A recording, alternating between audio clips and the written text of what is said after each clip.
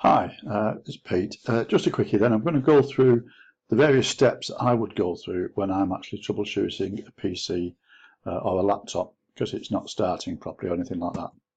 So the first thing I'm going to do is I would go and check for system files. Now the way I do that in Windows 10 is I move down here to the bottom corner and in the bottom corner there I click into the command box, type CMD, and it brings up the command prompt. Right click on the command prompt and then run as administrator. Within a few seconds that should now come up.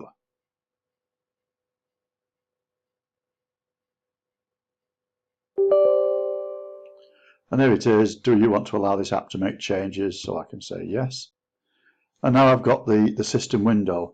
And what I would do here is type in SFC, which is System File Checker, / scan now. And then hit return, and it's then going to start scanning all of the system files and making sure that it's going to work. As you can see, it says this process is going to take some time. So this is one of your first of many opportunities to make a cup of tea. Okay, so I'll just pause this for a moment. Okay, as you can see, it's now reached 99% complete, 100% complete. So what it's done, it's verified all of the files on the system, and it would actually give me any integrity violations. So if there's anything wrong, it would tell me. Now my machine hasn't found anything wrong, but it still took about 15 minutes to tell me that. So I'm just going to close that window down now. So that's the first check done. The second check that I would do is to check startup files and remove unwanted programs. So to check the startup files, I'm going to press Control, Alt and Delete, and then fire up the Task Manager. Now the Task Manager will allow me to see everything that's actually going on. I'm going to click for more details. So here I can see the programs I've currently got working at the moment.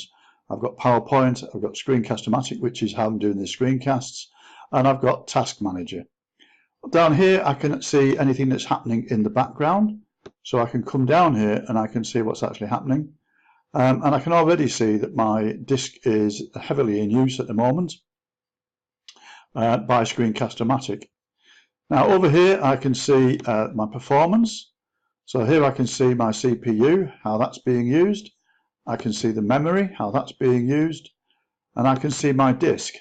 Now my disk is getting thrashed, and it gets thrashed all the time on this machine.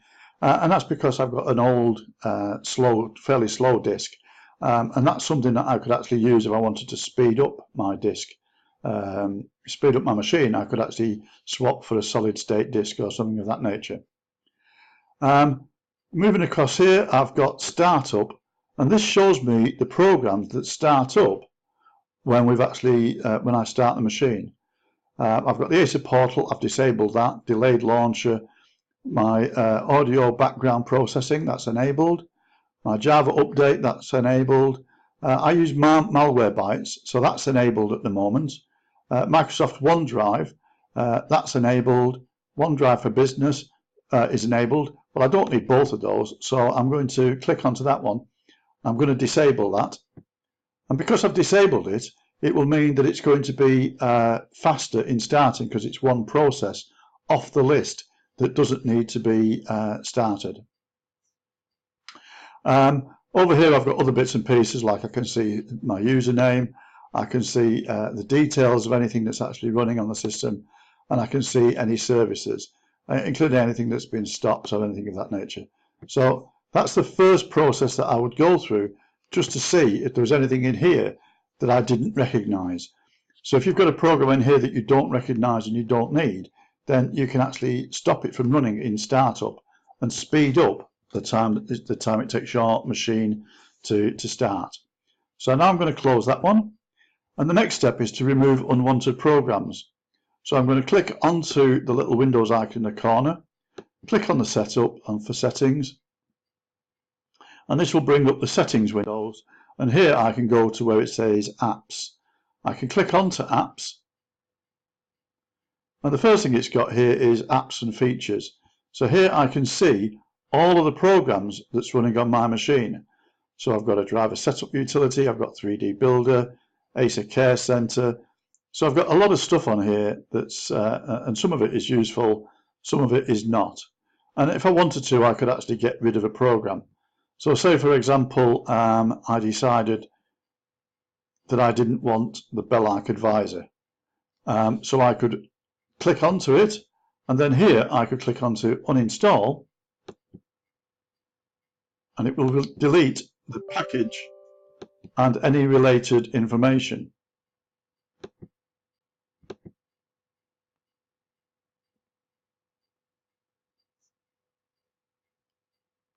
Now, with a machine, a fairly new machine, it's worthwhile going through here, because certainly the first time I went through here, I'd got all sorts of programs that I didn't want, games and things of that nature, that were of no use to me at all. Now, there's things going to be on my list that is not going to be on your list, because my machine, I use it for developing and all sorts of other bits and pieces, playing about with various bits of code or whatever. So again, I can go through my list here. If I find something I no longer need, don't want, then I can delete it out of the system. We just have to be a bit careful, because sometimes the programs are required by different apps. So again, you can actually go back and check it. Now, while we're in here, I'll just show you where we can actually change the default apps. So my default apps for email is Google Chrome. My default apps for Maps is Maps. Music player is Groove Music. And I can go down and see where I've actually got my default set. So let me just close this one. Moving down again onto the next one. The next option I've suggested that we would do is clean the drives. Now again, what I'm going to do here is I'm going to come down at the bottom here onto my File Manager, click onto File Explorer, and then here I've got this PC, and there I've got my C drive. So I can right click on my C drive and come down to Properties. On Properties, I've got Disk Cleanup. If I click onto Disk Cleanup, then it will analyze how much space I could save if I got rid of some stuff off my machine. So I've got 89.2 megabytes of temporary internet files, for example. I've got delivery optimization files, 4.7. I've got 6.6 megabytes in the bin. I've got 9 megabytes in temporary files. So I could go through that and get rid of all of those. I can also click here on to clean up the system files. And what that will do is, surprise, surprise, that will clean up the system files. So disk cleanup is calculating how much space I'll be able to free. It's going to take a few minutes. So there's not quite time to make a cup of tea, but you might want to snaffle a biscuit.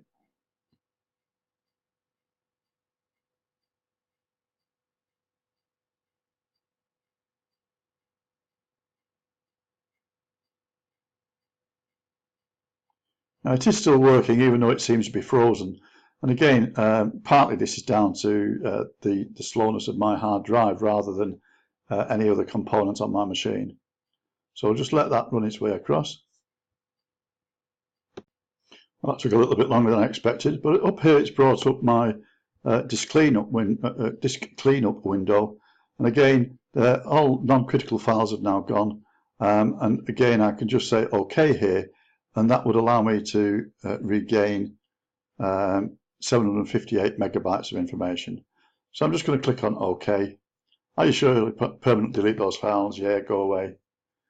And so it's now going to clean those files off the machine. Doesn't take long.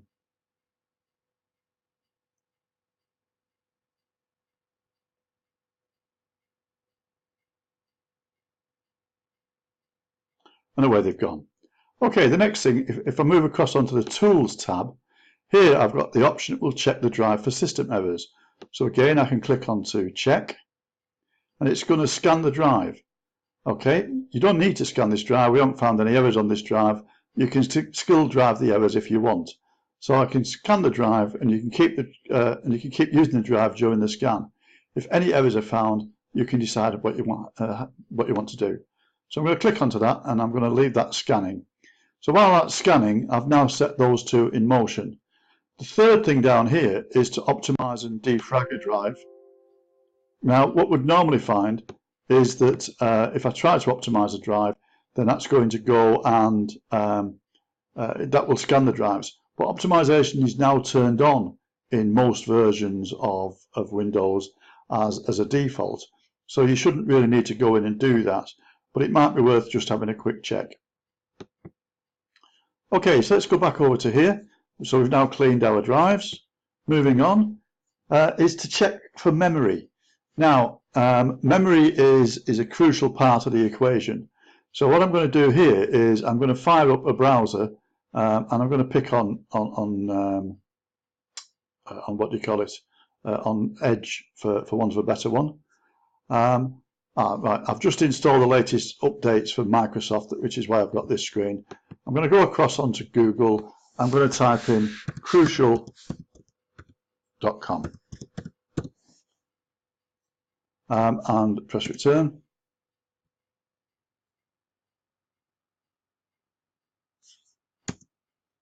There it is. And here it's got ukcrucial.com. So that's where I want to go. So I'm going to click onto here.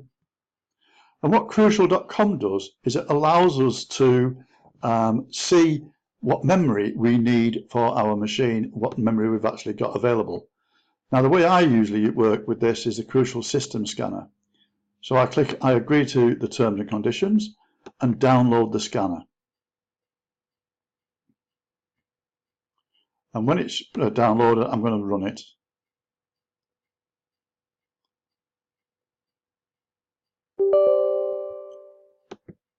So yes to allow it to run. And here it is, it's now running. So it's going to run a system report on my scanner to see what information it can glean.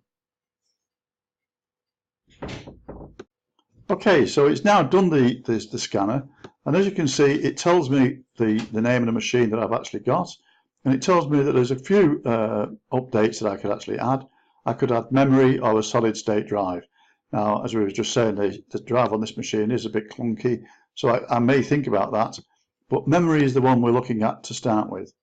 Now, here down the side, it's telling me that on my machine, I've got one slot with 8 GB in, and I've got an empty slot. Down the side here, it's telling me that I can actually purchase additional memory.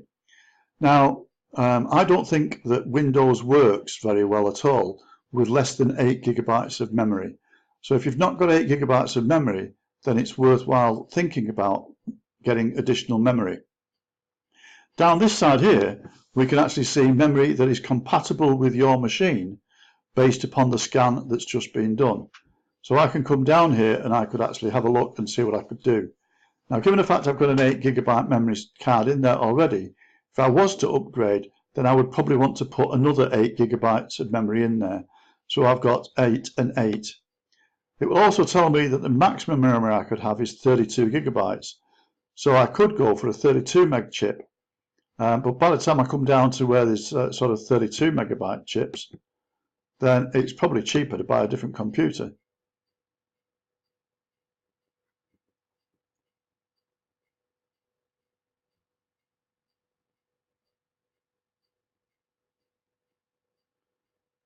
There we go, a 32 megabyte chip, £309. Well, that's more than I paid for the laptop, so there's no way that's going to happen. But again, as I say, it's a useful tool there, and you can just choose your memory from here, and you can actually send off for it, buy it, and they'll send it straight to you.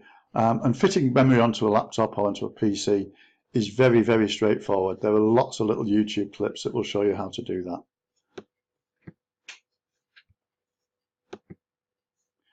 The final one I really want to have a quick look at is malware and viruses. Now, if your machine is not running very well, it's always a possibility that you may have some sort of malware on it. Now, the way that I protect my machine is I use Malware Bytes. Now, Malware Bytes is a free download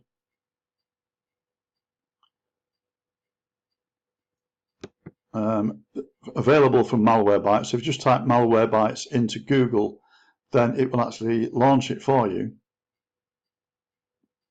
And then all I would do is click on to scan now, and it would go away and scan the machine, deleting any software or any malware that's on the system that I don't need. Okay, so that's just walked us through the various bits and pieces.